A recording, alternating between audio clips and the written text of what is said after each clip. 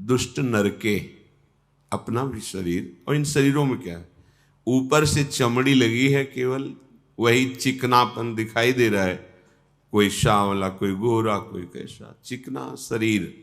अंदर तो आंतों में जो भरा है, आंतें ऐसी हैं कि आपको बमन हो जाए, देख लो यहां से, मूत्राशय, मलाशय, क्या क्या सब।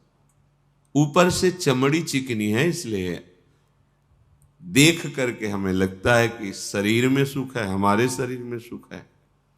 ये जो शरीरों से सुख भोगने की, भोगों से तृप्त होने की लालसा है, इसी का नाम माया है कुछ नहीं। भोगते रहो पूरे जीवन, जन्म जन्मांतर, हाथ कुछ नहीं लगेगा।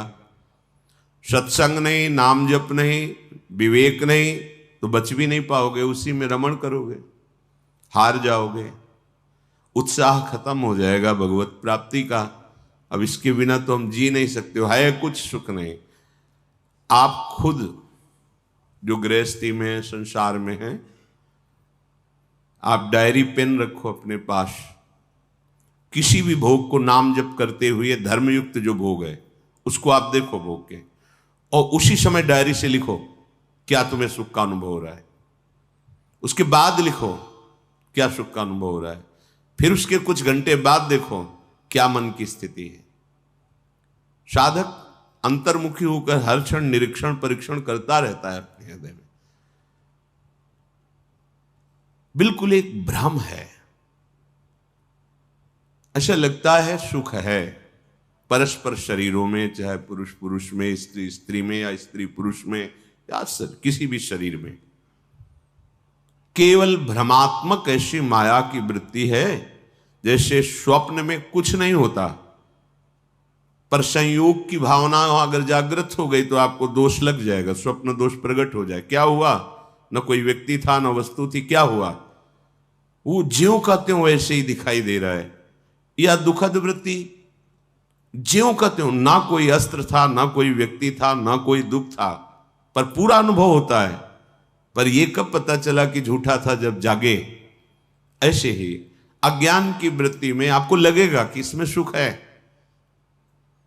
वो आपके चिंतन के कारण है, मलिन चिंतन होने के कारण, सुख वांछा के कारण आपको सुखानुभूति होती है, क्योंकि है नहीं, भगवान के वचन है, तो झूठे कैसे हो सकते हैं। नित्य इस वैरी को कभी ना अघाने वाले काम को मार अर्जुन, ये ज्ञान परमानंद प्रेम भक्ति इसमें बहुत बाधक है, क्योंकि इसमें सुख नहीं है। श्रीमद् भागवत में बड़े बड़े राज ऋषियों का, चक्रवर्ती सम्राटों का वर्णन आया है, फिर उनके अनुभवों का वर्णन दिया है श्री सुखदेव जी ने। क्यों सुनाया?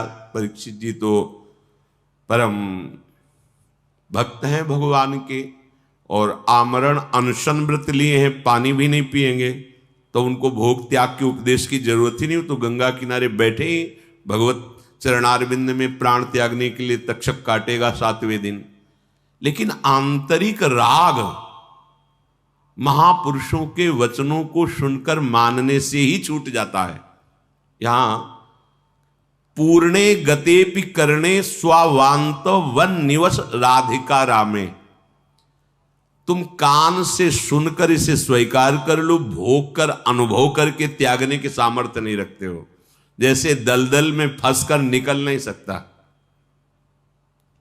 आदेश कर रहे हैं, करणे स्वांत, सुनो और अपने अंतःकरण में इस बात को स्वीकार कर लो।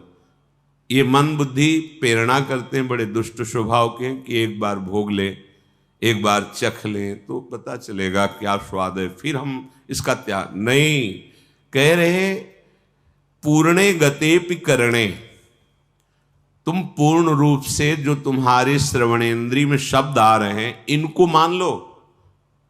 ये माया जाल है, जे ही कूदे तो फंस जाओगे, निकल नहीं पाओगे। ऐसा दलदल है कि जन्म जन्मांतर तक के लिए संस्कार ऐसे पुष्ट कर देगा, बस हार जाओगे, लगेगा इसके बिना जी नहीं सकते। दुष्ट नरके, नरक के द्वार का भगवान ने वर्णन किया है कि कौन से नरक के द्वार हैं? तो कहा त्रिविधम नरकस्येदम द्वारम नाशन मात्मनः कामः क्रोधः तथा लोभः तस्मात् देत्रयम् त्यजेत्। मतलब काम चेष्टा में अगर गृहस्थी में है, धर्मयुक्त है, तो वही उसकी पूजा बन जाएगी भगवान के लिए। संतानोत्पत्ति आदि सृष्टि के लिए भगवान की पूजा की भावना से भगवान को नमस्कार करके उनकी वो, अगर वासना पूर्ति के लिए केवल लीलाएं हैं, काम की चेष्टाएं हैं, तो फिर त्रिविधम नरकस्येदम द्वारम, यही नरक का गेम। मतलब आप बिल्कुल द्वार पे खड़े हो, अंदर जाने की आपकी तैयारी है। द्वार क्यों कहा है, नरक क्यों नहीं कहा? नरक इसलिए नहीं कहा कि आप लौट सकते हो, द्वार है अभी लौट सकते हो।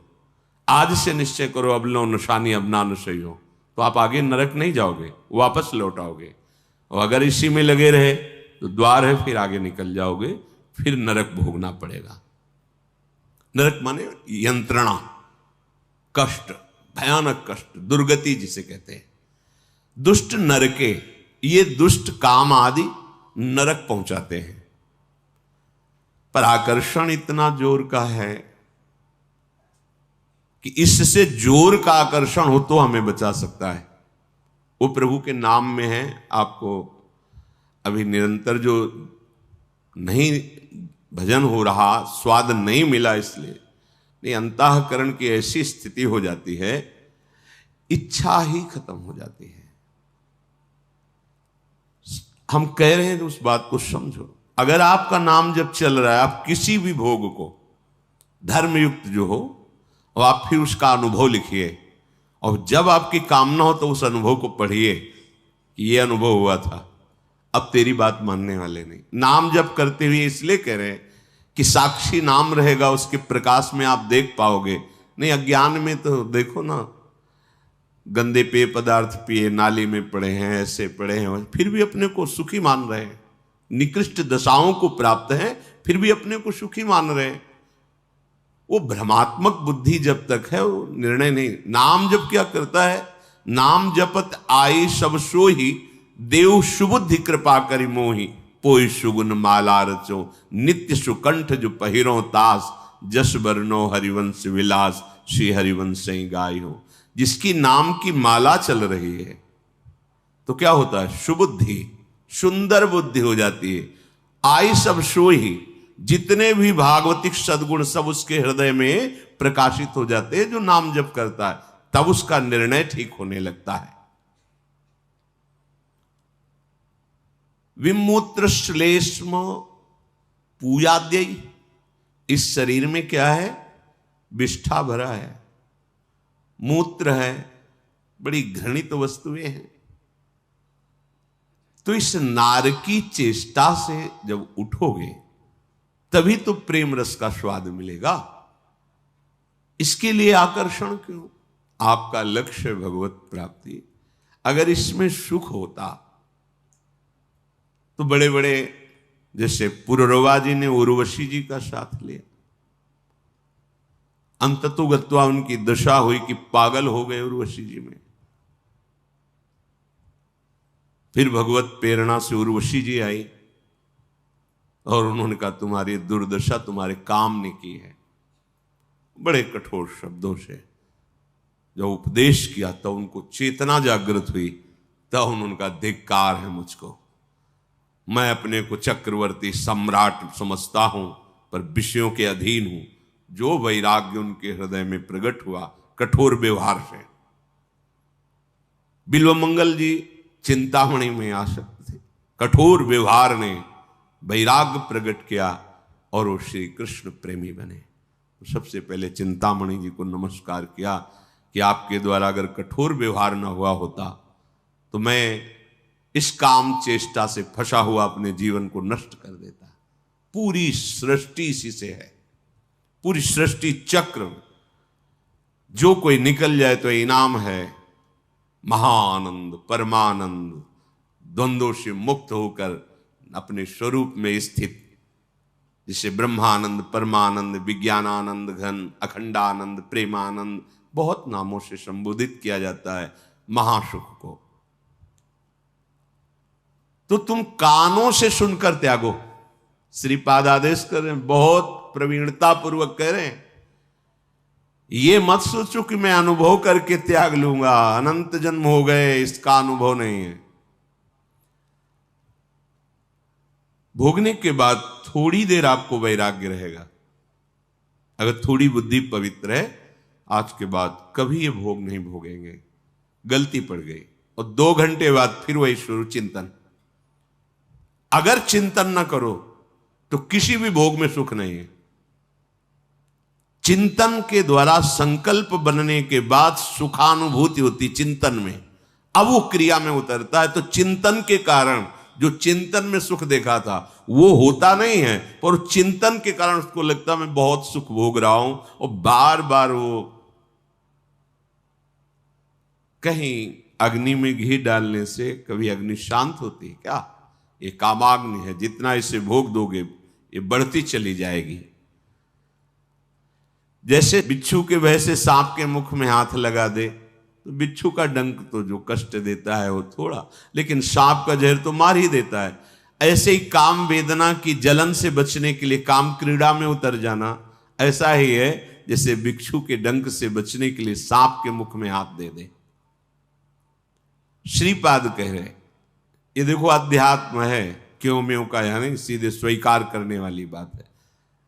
संतानोत्पत्ति रूपी सृष्टि की जो पूजा है धर्म संज्ञ गृहस्थ धर्म में, इसके अलावा सावधानी पूर्वक अपने मन और इंद्रियों को प्रभु में लगा के मुक्त हो जाओ, परमानंद को प्राप्त हो जाओ, चाहे गृहस्थ में हो चाहे विरक्त में हो। बड़े भाग्यशाली हैं जिनकी ये बात समझ में आ गई कि जिसके त्यागने में सुखानुभूति कर रहे हैं उसके रोकने में कैसी सुखानुभूति होगी। पर ये बुद्धि निष्कर्ष ठीक नहीं दे पा रही, मलिन हो चुकी है। भगवान नाम जप से, भगवत चर्चा सुनने से ये पवित्र हो जाती है। बहुत भ्रम है, जासु कृपा सब भ्रम मिट जाए। स्पष्ट वर्णन है क्या? विष्ठा मूत्र श्लेमा पीबादी। कौन से द्वारों में सुख है? कैसा हमें माया के आकर्षण ने गिरा दिया है। श्रीपाद के हरिरीति वृंदावन रति विवेक विरतिश्च दुर्मुत्करति। ये हरि माया तदुप रमायाति दूरतोपायः। ये हरि माया हरि भक्ति को, वृंदावन की प्रीति को, विवेक को, वैराग्य को लूट लेती है, दूर फेंक देती है। बहुत ध्यान से समझिए, ये जो परस्पर शरीर भोगाकर्षण है, आप आंख खोल के देख लीजिए, दूर फेंक देती है। धाम छूटा, नाम छूटा, गुरु छूटा, इष्ट छूटा, मार्ग छूटा। अनंत जन्मों के सुकृत एकत्रित हुए, भगवत कृपा हुई, तब हमें परमहंसों का मार्ग मिला है। ये परमहंसों का मार्ग है। नागरीदास जी अष्टक में कहते हैं, एकांत रस प्रिया प्रीतम। मार्ग तो मिल गया, अब हमें इधर उधर देखना नहीं, लौटना नहीं है, आगे बढ़ना है। ये राग द्वेष मुक्त चिदानंद भाव को प्राप्त है, तो इनके लिए किसी का भेद नहीं रह गया। स्त्री पुरुष, उत्तम अधम, ये तो द्वंद्वातीत अवस्था को प्राप्त महापुरुष हैं। पर ये अपनी सावधानी के लिए जो अपने लोग शरणागत हैं, उस रस को प्राप्त करें। इसमें तर्क की जरूरत नहीं होती। महापुरुषों के वचन सुन करके स्वीकार किए जाते हैं, तर्कना नहीं रखी जाती। जो आश्रय और वासी हैं वृंदावन के, प्रिया प्रीतम के प्रेम रस को प्राप्त करना चाहते हैं, वो इस दुष्ट स्वभाव के वशीभूत होकर कोई आचरण ना करें। ऐसा नहीं कि ये हृदय में आएगा, नहीं आएगा, विकल करेगा। पर हमारे पास सुरक्षा कवच भगवत चरणारविंदों का आश्रय और नाम है, ये हमें बचाएगा। यदि हम नाम को पकड़े हैं तो हमारे हृदय को गंदा नहीं कर पाएगा, संकल्प बनाकर हमें भ्रष्ट नहीं कर पाएगा। अगर नाम नहीं है तो फिर आपके पास बल ही नहीं है, फिर तो गिरा ही देगा। ये तपस्या आदि के द्वारा नहीं रोका जा सकता। हृदय में जब आनंद की स्फूर्ति होती है फिर से उदासीनता होती है। नाम में आनंद, रूप में आनंद, धाम में आनंद, लीला चरित्र में आनंद, बहुत जल्दी निष्कामता प्राप्त होती है। जो निरंतर नाम का अभ्यास करते हैं और कुसंग का त्याग करते हैं, जिनके संग से हमारे अंदर वेदना प्रकट हो जाए काम आदि की, वो कोई भी हो, हमें संग त्याग करना चाहिए।